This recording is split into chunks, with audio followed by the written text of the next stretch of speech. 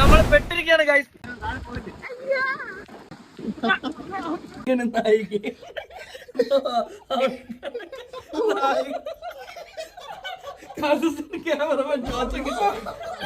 Hello guys, അപ്പൊ നമ്മള് ഒരു ഷൂട്ടിന് വന്നേക്കാണ്.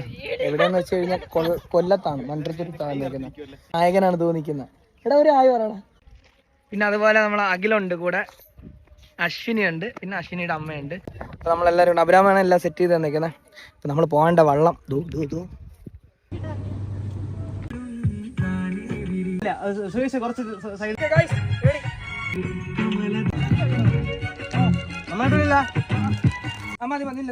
റെഡി, ഒന്നും കൂടെ റെഡി, 1 2 3 ഗോ.